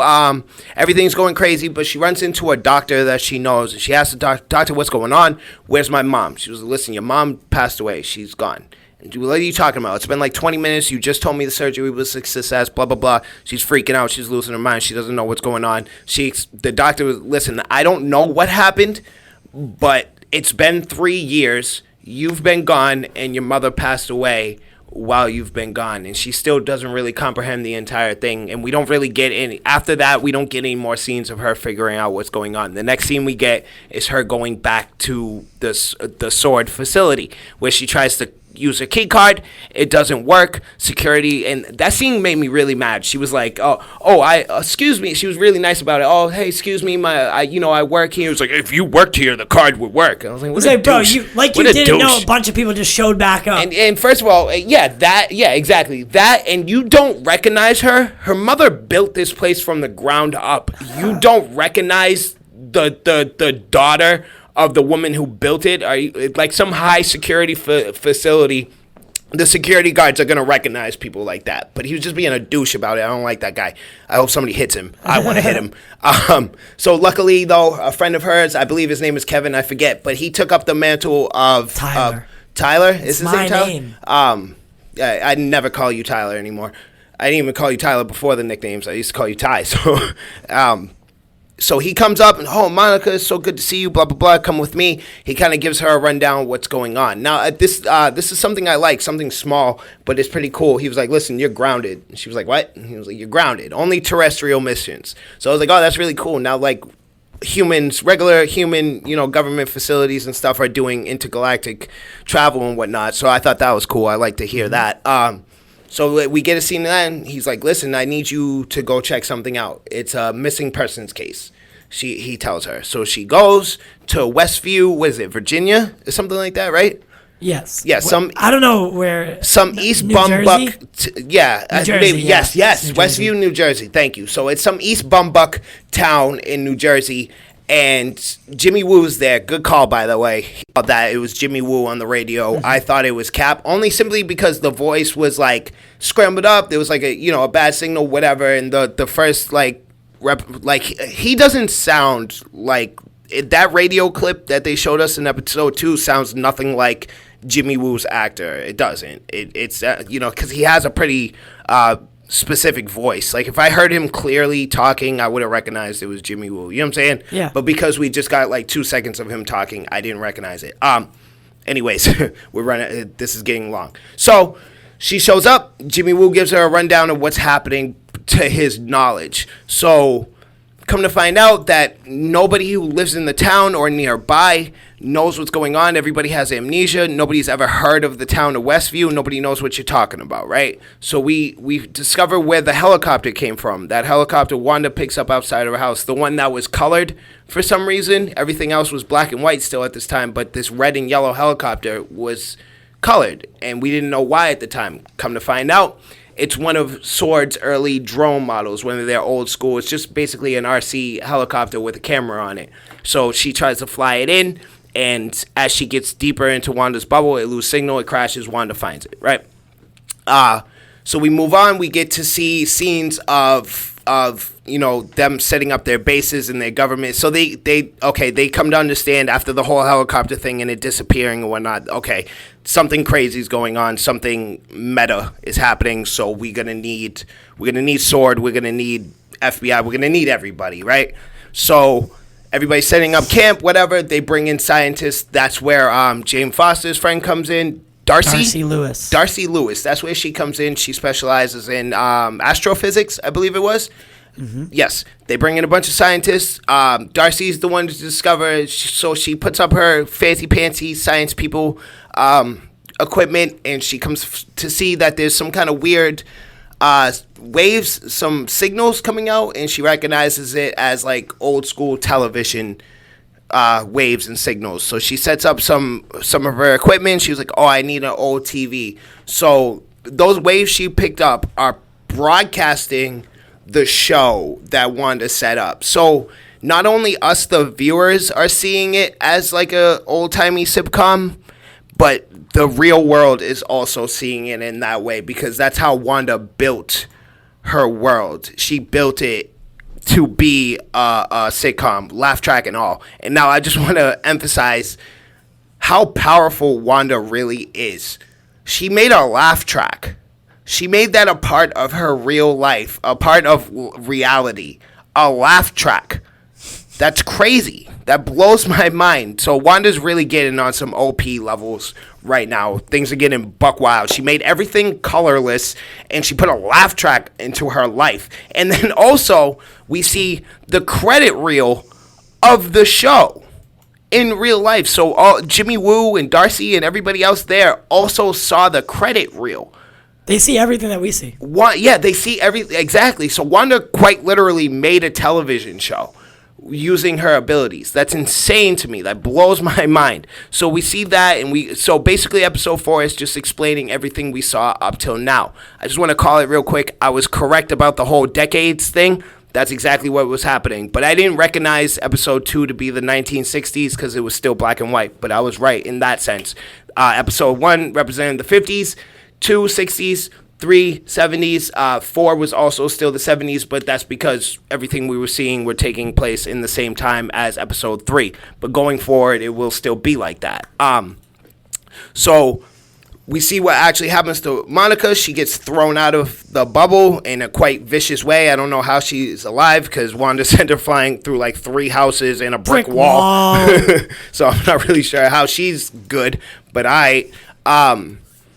so again, a lot of episode 4 was just explaining things we've already seen up till now. As far as the beekeeper goes, so whenever something enters Wanda's bubble, it will change to represent the time period that Wanda has established in some way, shape, or form. So the beekeeper guy Come to find out, the only way they could really get in without any issues is through the sewer. So that's what they do. They send him through the sewer. He comes back up, and as he crosses the bubbles line, his suit goes from like a hazmat government suit to a beekeeper suit, bees included. Again, just showing Wanda's OP, like it's really getting crazy.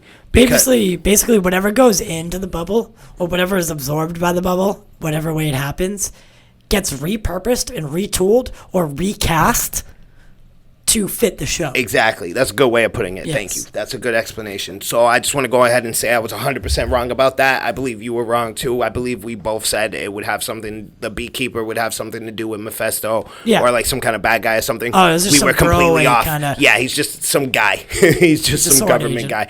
But Wanda recognizes it as that, and I'm good. Go away. So she just tosses him out. Peace. See you later, pimpin'. That happens. So they go back outside, and then Darcy's the one who makes it so Jimmy can be heard through the radio. Again, something else we were wrong about, or I was at least. Darcy made it so she was like, listen, if I do this and some sciencey stuff, blah, blah, blah, smart people talk, Wanda will be able to hear us through a radio when she's near one. So that's what she does. She hooks it up so Jimmy can talk to her, and they're watching everything happening in real time in Wanda's show. And so she makes it, and that's where we get Jimmy, Wanda, who's doing this to you, Wanda? That scene that we were all very confused about, and I thought it was Captain America. It was not. Now Wanda's starting to kind of snap back into reality. She's starting to realize, she realizes that they're outside and they know what's going on and they're trying to intervene. So reality is sticking its ugly head back into her bubble, and she's not feeling it. She's not having a good time. And I'm guessing, so we get a scene of Vision. He comes in the house and he's like, Wanda looks up. Scary. It was really, really well done. The makeup department on that one, it looked really, really dope. So Vision comes in, he says, Wanda looks up. Camera pans to him, and he's dead. It's his face that we last seen in Infinity War with his head caved in from Thanos taking the stone, eyes all white. He's dead. It's a corpse. He's gray and he's gray. Which it was really cool. It was a really kind great of gives me. So this is my quick theory, because we do have to wrap this up. My quick theory is that why would they show us things like them going in and it changing if they didn't want to purposely show us? Because if they wanted to do it without us noticing, right, or like they wanted to keep like this secret or whatever, they would have done it once and like not really explained it further. I think that Wanda has Vision's body there, and inside the bubble, his body is reanimated. It's repurposed and recasted. That makes sense. What she saw was through the veil, right? Yep. So she's seeing what it actually is. Reality. Him dead with a ripped Yep. And thing. she's basically... After she sees the outsider, all of a sudden she sees dead Vision. Yeah. So right? all of a sudden she's like puppeting... if you're right, she's basically puppeting Vision's body. So Vision's I think still she made a corpse. a deal with the devil. She might have. Or I think she made a deal with the devil. I think she just snapped. And this is why I was saying that it would make more sense if the timeline was between Infinity War and Endgame. Because it appears to me that after Vision died, Wanda lost her mind. She kind of snapped due to trauma. She couldn't take it anymore. Quicksilver's dead. Her brother, the only person she's had her entire life, she finds somebody new in the shape of Vision. Now he's dead, and she just kind of snapped. And we've never seen Wanda go past the point of like kind of manipulating your mind and moving some stuff. That's all we've seen her do thus far. So my theory is that she just kind of snapped, and that's when because her powers must come out of her mind, right? It must be like telepathic in some way, shape, or form. So when she kind of snapped mentally and she was going through all this trauma, that's when the reality warping part of it came out, and she can't control it because it's only presenting itself due to trauma and mental instability. You know what I'm saying? But I very much like your theory. Yeah, that's very good. Overall, I mean, I'm giving episode 3 and 4 like a combined 87%. Okay. I loved it. All right. Okay. I loved it. There is I need to finish up just a couple more points for the episode because there are some more important points. After Wanda sees Vision dead, she comes back to. She looks back down. She looks back up. Everything's okay. She's like, all right, cool. That was getting weird. After that, we get back outside, and they're set. Oh my god. I drew a blank because I got wrapped up in your theory. I left off on Wanda seeing Vision's body, seeing his corpse, and then I was gonna finish the episode, and I lost track. I lost track because I got caught all up that in happens your theory. after she sees it is she grabs the twins, and she's like, "What should we do now?" And Vision kind of like looks at her funny, has like this weird look, and she's like, "What should we do now?" And like Vision's like, and then he smiles again, and he's like, "I don't know." And then they both sit down on the couch with the twins, and the episode ends. Like they're all of our episode, not like the sword agents that are watching that episode ended. Yeah, and then it pans out, and like I forget if they show Darcy again. I don't know, but that's the way it ends, and there's nothing really crazy. No. After we see Visions with his head ripped out, a minute later the episode ends and the credits roll. Yeah. Literally. Yeah. So there was one more point I wanted to cover, but we got all the main points. I very much like your theory, and if he's right, this show is a lot darker than we thought it was going to be. It's a lot more, it's borderline disturbing if he's correct, and I really like that theory. So hopefully he's right. If I, for whatever reason, remember the point I wanted to cover, I'll just go ahead and say it real quick. But that is, do you have more for TV time? No, we just need to get into anime now. Yeah, we so do. wrap this up. Yeah, we do. Back, Anime Anarchy, people. Help! Anime Anarchy. My legs!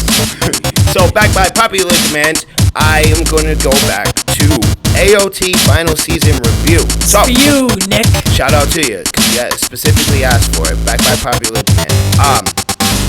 So, last week I told you guys that I was kind of pumping the brakes. I just want to give everybody ample time. This is the final season, so I really don't want to be the one to ruin anything for anybody. So I wanted to really give you guys ample time to catch up and watch this show, which I believe I have done at this point, because now this coming episode will be 67. The last one I reviewed was 63, so that should be more than enough.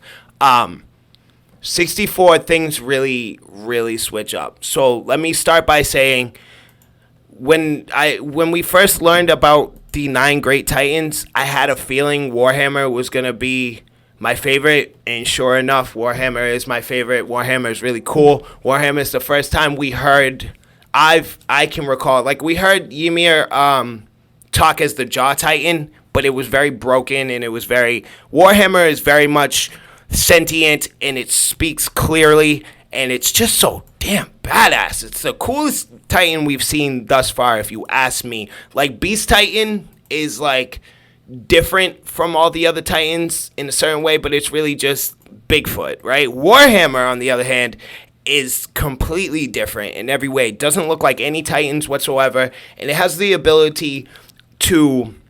Alright, so Titans are established to be able to armor themselves in a way, right? The founding Titan and then the girl Titan, so they can kind of imagine turning your knuckles into like a diamond substance, right? They can do things of that sort. So what Warhammer does is use that same technique, but it can turn it into anything it needs, mostly weapons, because it's the combat. Each 9 Titan has like a specific what's the word I'm looking for, like subject, I guess. Like, for example, the Cart Titan is good for traveling, and then the Founding Titan controls all the other Titans. Warhammer is for combat. See what I'm saying? So Warhammer Titan can manifest any kind of weapon it needs at the time, swords, hammers, etc. It's really cool, and I just absolutely love this Titan. We get what I guess is the truth, right? So I forget this man's name, but he's kind of like, he's like president of Marley, I guess, or like king. He's like the prime minister, whatever you want to call it, but he's head honcho. And when somebody inherits a Titan, they also gain the memories of whoever had the Titan beforehand. So he learns the truth of things and what really went down. So everybody's understanding that King Fritz was, like a cruel and evil tyrant, and he's horrible. Come to find out, no, he's the reason all these Eldians ended up on Paradise Island to begin with, and he was really out here trying to keep the peace, and he's the reason that island is surrounded by Titans and cannot leave, right? So, a big reveal, but we still don't know what actually happened, because immediately after that, even though he just revealed to everybody that, King Fritz did what he did in order to keep the peace and make things okay, people are still referring to everybody on Paradise Island as devils, and they're the bad guys, and we need to go over there and invade before Eren learns how to use the Founding Titan. Now, also, something new to me, I don't know if this is new for everybody, but come to find out that the Founding Titan can control an army of Colossal Titans. Bro, that's crazy. So a Colossal Titan is more like if regular Titans are the size of like the Incredible Hulk, maybe a little bit bigger, a Colossal Titan is like Godzilla. All right? And every time somebody transforms into the Colossal Titan, essentially a nuclear bomb goes off. It's insane. It's known as the god of destruction within AOT, because a single step will decimate a city, right? So the Founding Titan being able to control an army of those things is quite literally the apocalypse. Wow. You could quite literally end the world. Like, this thing's tall enough to walk in the ocean. You know what I'm saying? Like, it's that crazy. And again, it's like a nuclear bomb whenever this man transforms into it. So Eren having the ability to control an army of those is a really, really big threat. And that's what head honcho, homeboy, Playboy, I'm going to call him Playboy because he looks like a Chad. He got the long blonde hair and beautiful blue eyes. I'm going to call him Playboy. So Playboy explains that he can in fact do this, and that if he does, if he learns how to, there is nothing we can do to stop him, and quite literally the world may end. Quick sniff.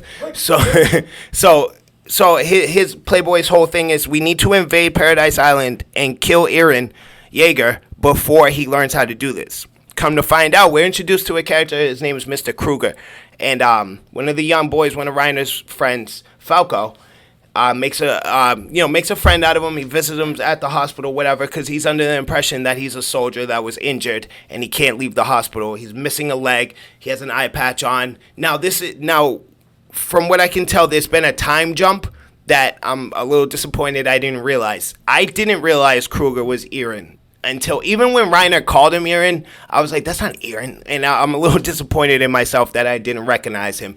But it is, in fact, Eren. So what Eren did is he came in, he snuck his way into the country, and he's just kind of been laying low, right? He lost a leg, and, he put some bandages on his eye and whatever. Now, Titans are able to heal themselves, mind you. People who can turn into Titans, they can heal themselves. So him missing a leg and the eye patch and whatnot isn't a big deal.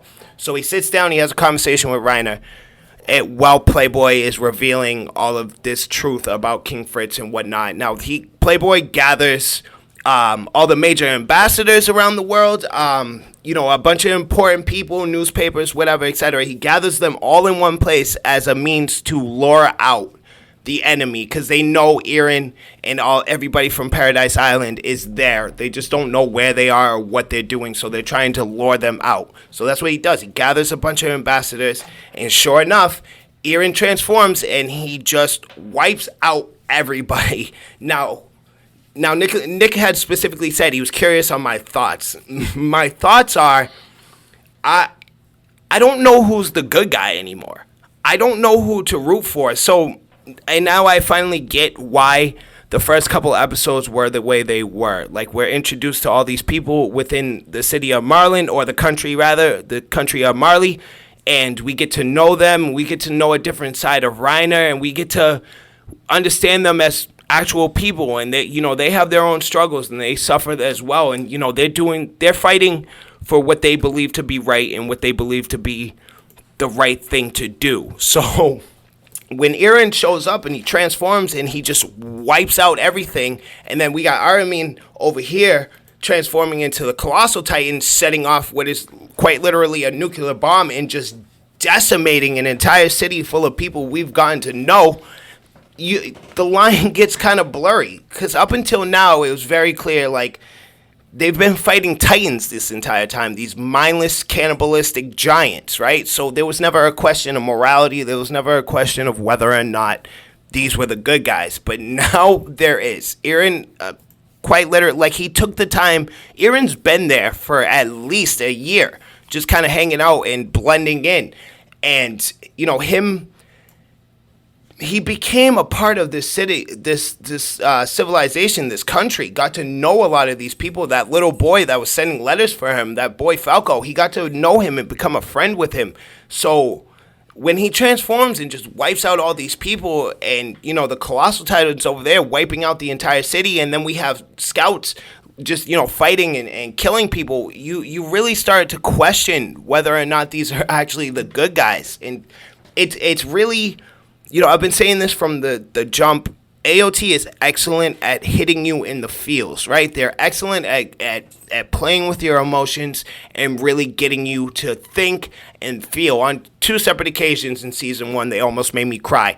Like, it gets that deep and emotional. And now this time around, with everything that just happened in episode 64, it's just so real. You know, you ever seen something that, like... I feel like we're on the sun.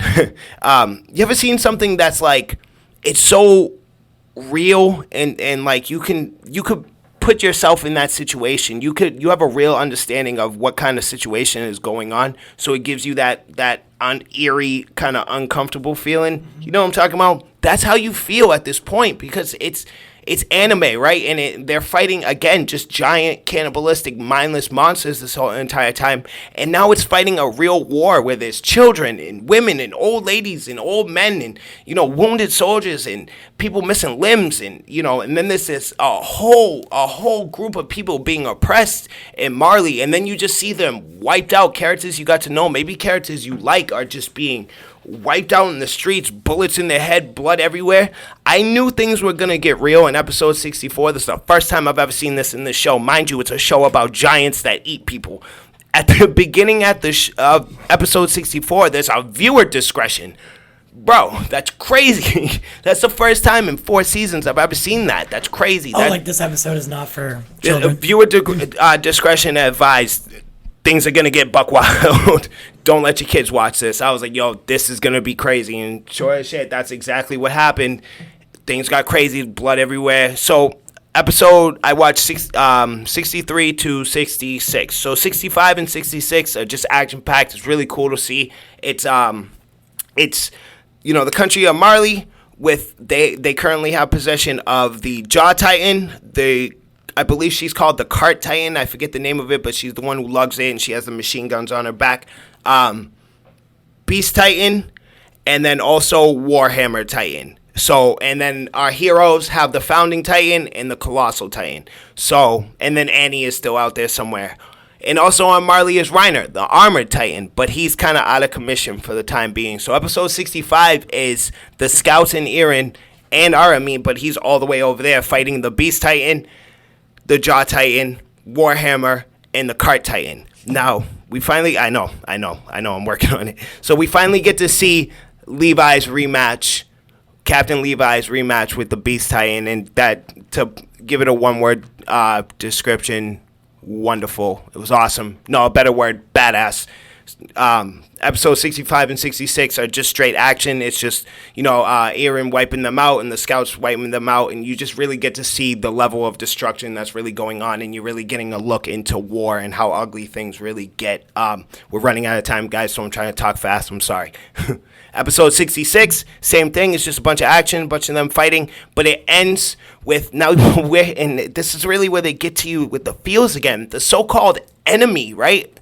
2 children in this screaming, begging Reiner to come help them because, like I said, he's out of commission from saving Falco, and they're crying and begging. He wants to die. Reiner is sick of this. He just wants to die. He doesn't want to be a part of this anymore, but he hears the screams of these small children, his friends, to come help him. In the final shot of episode 66 is Reiner standing up, ready to face Eren. And if you've been watching this show, you know that has some significance because these two have a rivalry. And Reiner is very stubborn. You cannot kill this man. He possesses the armor titan.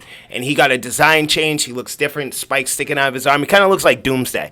It's strictly badass. This show is absolutely excellent.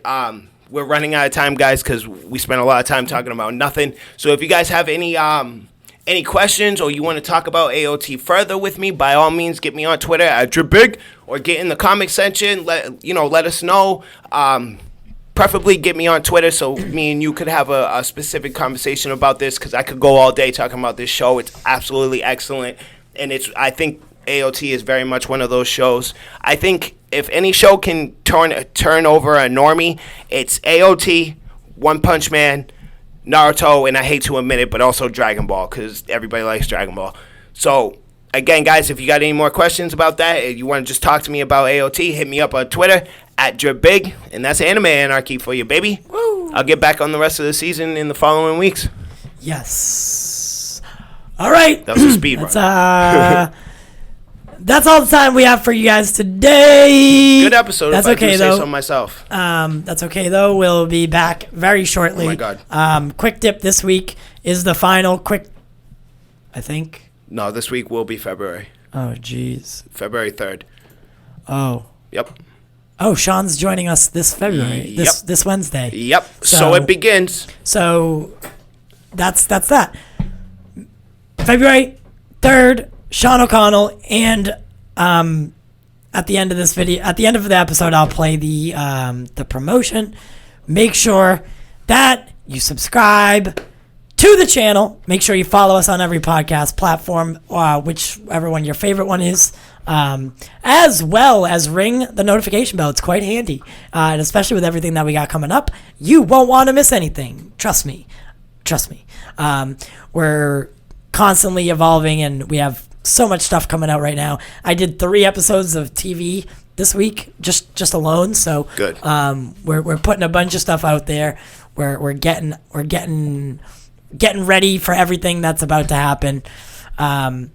If you can become a contributor to the show, or you want to become a patron, check the link below. Click that, and all the description is there. As well as we are still raising money for my mother's breast cancer fund. So if you could spare a couple dollars, we would really appreciate it and help us hitting our goal. That link will be up until March 1st. We're going to be really promoting it throughout this whole February month-long guest spot. Guys, next Sunday, I should say, we have our first in-studio guest. And it's going to be really exciting. New set. First time we're ever doing something with a third person in studio. So make sure that you tune in. Next time we see you, it will be February's month-long guest spot. So I hope you guys enjoy what we have planned for you. That's all. My name's TY. We do it for you. We do it for the culture. Right, guys, thank you so much for watching. You know what it is. Follow us on all social media platforms. My personal, get me on Twitter. That's at Driip for like the 9th time. You get the show on damn near every platform there is. That's Facebook, Instagram, Snapchat, Twitter, you name it, we're on it. It's Pop Culture Corner. You already know what it is. Please, he already said the like and subscribe thing. Pick your platform, whatever you want to watch us on. We are on. We're constantly working to change things. We got some more YouTube-specific content coming towards you soon. We're really trying to switch things up. He has a big project in the works with himself, producer Zack, and a bunch of other people. So you please stay tuned for that. February is going to be a big month. You already know what it is. We love you. We do everything for you, and we do it for the culture. All right.